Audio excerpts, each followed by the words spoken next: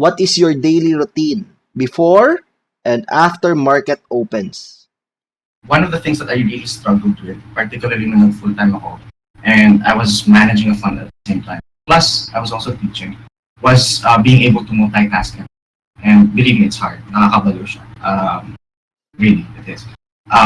So for me, starting the day, meditating is really important. Spending some time without anything. Sanay tayo na pag-gising natin sa mga social media agad. Correct. Bukas agad ng laptop. And if you actually take a look at it, minus the funny memes that you get, sorry, pero altogether, the amount of time that you spend towards those things aren't really that contributing to a better version of it. So for me, one of the game changers was really spending some time away from everything to get a clear mind, especially when I'm really say right now I'm just chill lang ang pace ko ngayon when it comes to. Pero when I'm on the game and really going to be trading over a period of weeks, I make sure that I spend time away from everything and just quiet and just.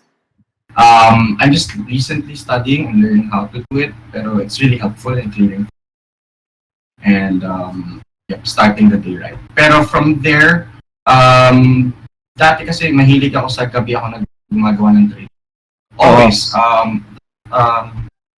Always start the day being prepared.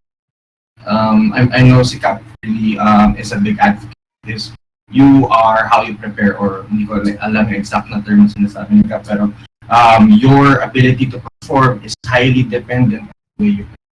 Majority, if not most of the work when it comes to trading is with the amount of preparation, not on the screen time that you have when you're trading. So preparing really is important.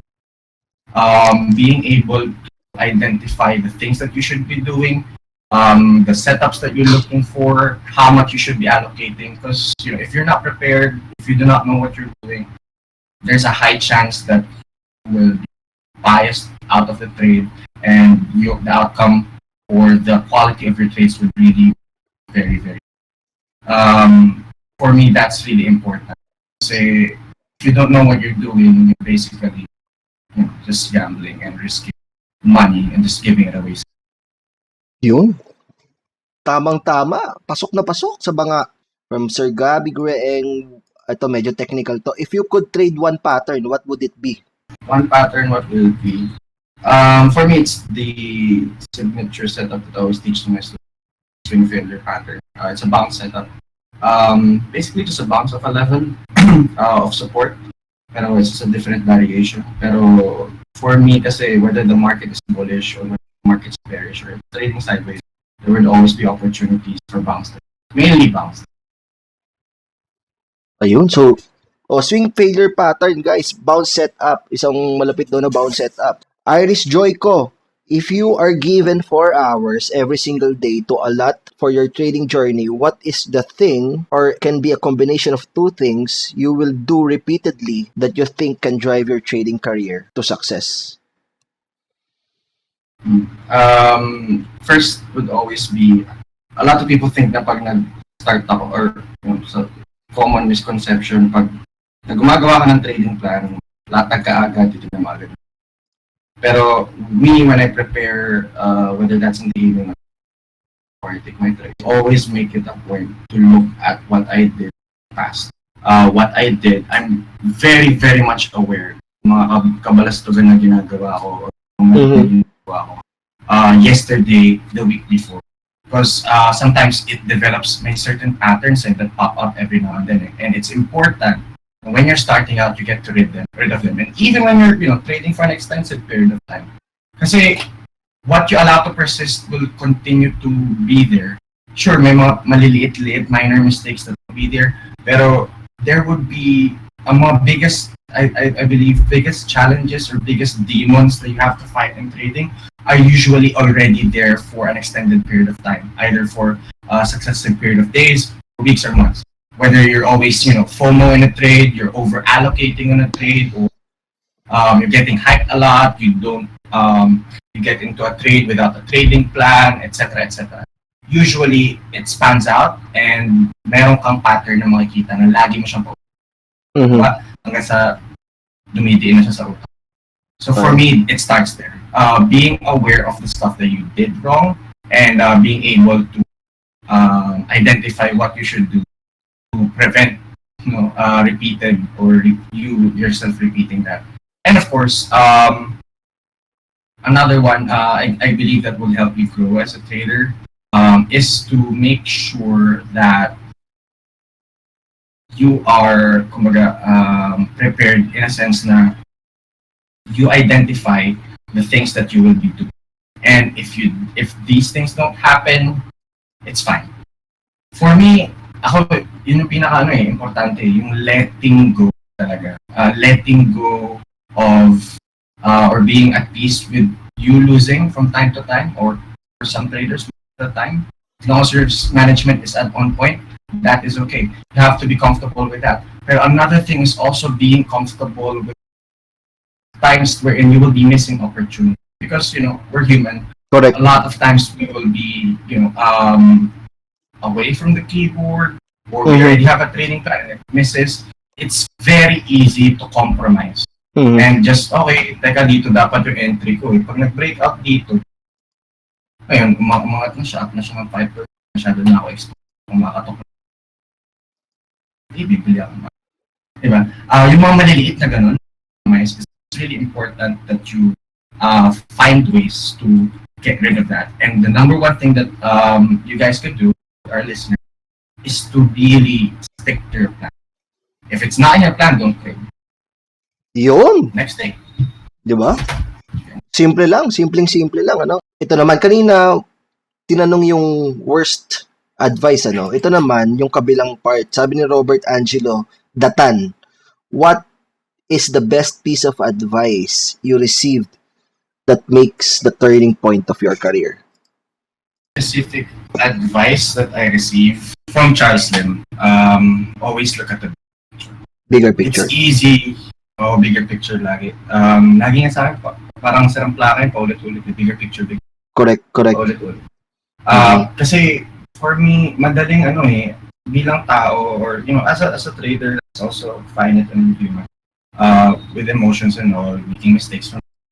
It's so easy to be caught up with the outcome of one trade. Be too stressed out if you lose on one trade. Be too overly inflated in terms of your ego when you make one good trade, feeling mo ikaw na best in the world. And obviously that affects you as time progresses.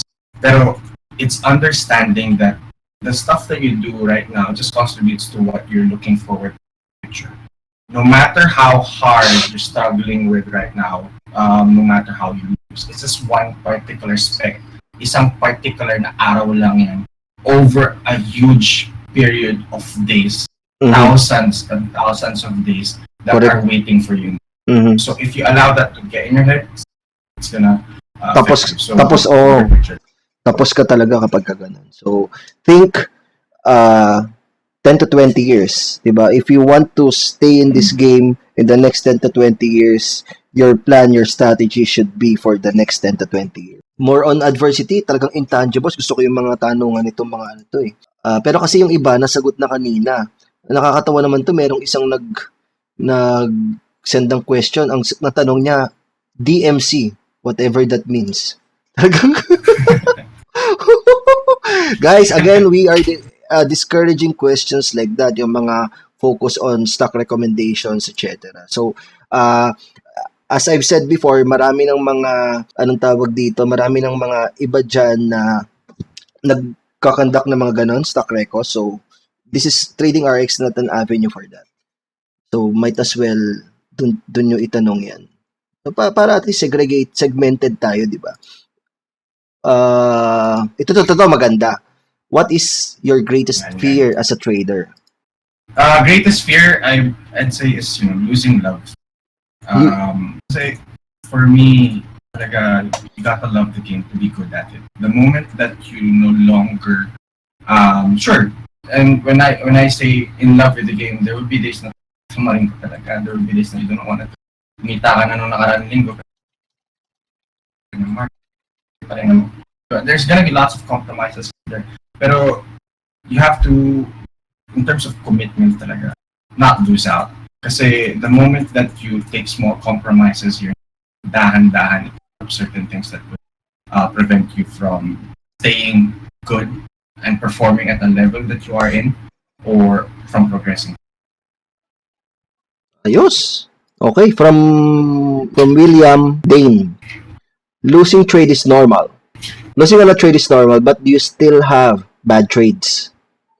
Of course, everyone has past. Everyone. So what was the recent trade na mali? na bad trade? PXP. PXP. PXP, low allocation trade. I was trying to see how I could trade the support supposedly. Pero nag-break down. So, ayun. We make mistakes. Pero it's pretty much part of the as long as your risk management is right and you have a good gauge of especially as this goes a bit advanced now, when your capital is bigger, you have to understand a sense of where liquidity is at, para you get to avoid stuff like that. Pero losing is part of the game, and it's actually important that you use your losses. You will lose, everybody loses. Losses are a good opportunity to help you understand yourself and what you could use or utilize para maging mas better. So I make mistakes. Everyone makes mistakes. Minsan, either it could be accidental or it could be intentional. Intentional. Minsan people think na just because you're performing or time, ibig sabihin nun, you're prone from biases na minsan hindi ka na-FOMO and stuff like that. We're human. That happens. Pero I guess, it's a constant awareness of what you're doing that really sets you apart. Whether you make mistakes or whether you make good decisions. It's always not overextending. Ayos. From Lino de Torres. Ito, madali lang to. How many hours do you spend per day in charting? Charting, nung araw, pwede. Around 4, 5. Minsan nakikita ko to si Kap online para sa 4. Bayata kami. Baka iba nang sinesearch ko nun. Iba na ata sinesearch mo nun. Iba na sinesearch. Oh, yun. Power. Anyway, continue. Continue. Madaril tayo dun. Wala ako. Hours yan, very, ako, efficient na lang talaga eh. Kasi the amount of charting, especially pag tumatagal ka na obviously yung compilation ng mga charts mo or the amount of levels that you already have plotted is already there. You just have to update yourself. And of course, update your watch list. Updating which stocks are the most optimal to trade and look for opportunities in. Obviously, you're not going to look at stocks like IS right now. You want to look at stocks that are really hot. And in terms of value and volume is really on the money right now. So, mga bagay na yun. I think it makes charting more efficient. Less time, pero more quality time towards what you should be doing and what you should be focusing on. Stuff and the stocks that you should be rather spending more time focusing on. Ayos. Okay, so ito na ang last question natin. Trisha Anke. Sabi ni Trisha, Sir Tato Trader, how can struggling traders improve on their mindset when they have not found their niche yet? Medyo maraming interpretation ng niche. Pero what's key there, and parang silang plaka din si Kap sa paulit-ulit, practice. The amount of time that you practice towards one thing, and the more you keep on repeatedly doing one thing, helps you understand it at its core, and it gets you to understand it much better. Only then will you know that this is. For me, before I was really struggling with breakouts. I don't know if it was because of yung mga huge losses ko came from breakout trades. It would be something that was already nakaugat na sa subconscious ko.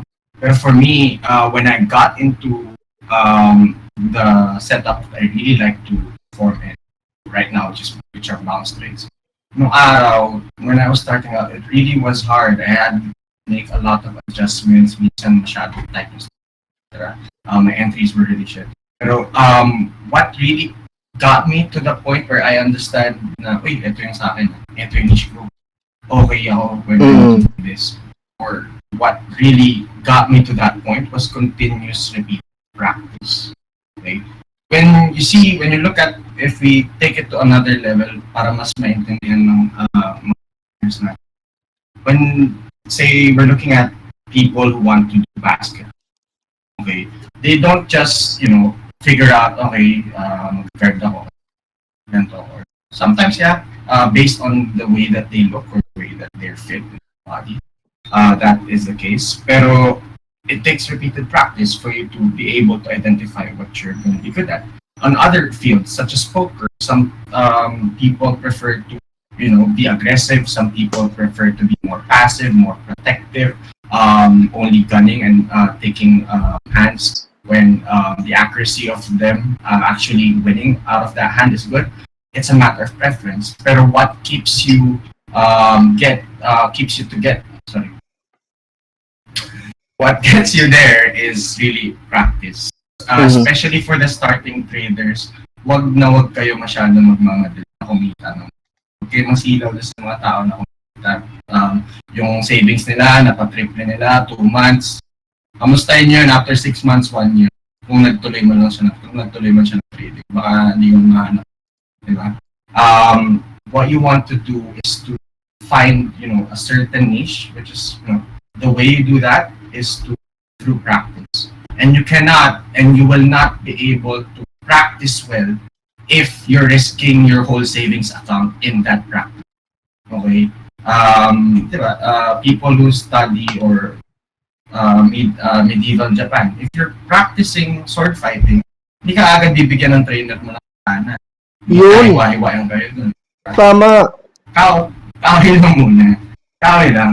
Until such time that you would be able to properly and efficiently get to make use of something that's much sharper, much deadly.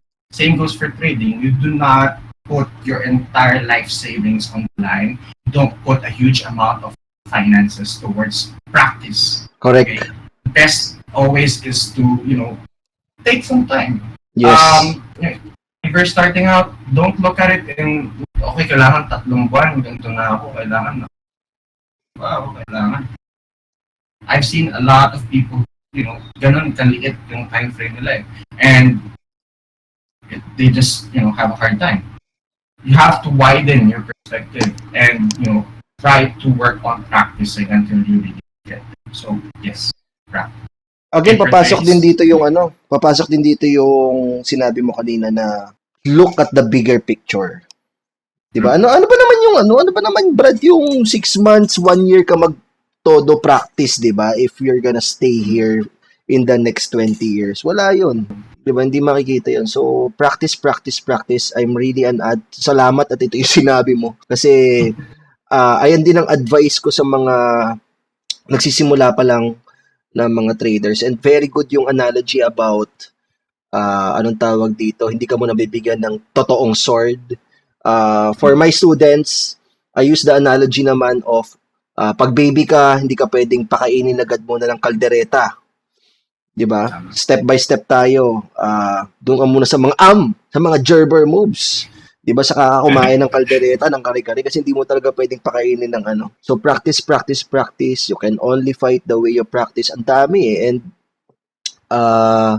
thanks for being also an advocate of this concept. I think that's it for tonight. Thank you, Sir Tato Trader, for giving us your time. Alam namin very important sa iyong oras mo, and thank you at hinayaan mo kaming makapiling ka dito sa Trading RX. Do you have final words for our viewers and listeners tonight? To all our listeners right now, thank you. Di lang kami actually nag-google ng oras ni Kidlat. Thank you for listening and being patient in terms of listening. For the guys who are starting out, I will reiterate, and para rin ako sa plaka, focus on the process, don't focus on the money. eventually you will find your niche as long as motivations and the work that you do what you do. Right? So there's that. Shout out to my students who are here. You know who you are. Thank you guys for being with us tonight, and for all the people who are with us.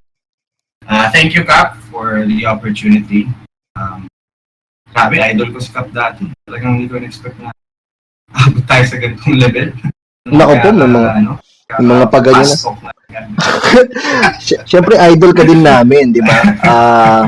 How can they reach you? Saan ba nila pwede? You guys can reach me through my only channel, which is Facebook page, facebook.com/kidlatstrategy. I post a bunch of stuff there. Look forward to a bunch of projects, stuff that I'll be doing over the next few months, especially for the guys who are just starting out. It's gonna be big, third quarter. Thank you, Cap, and thank you to our viewers. Ayos. Thank you, sir, and have a good evening sa'yo. Thank you.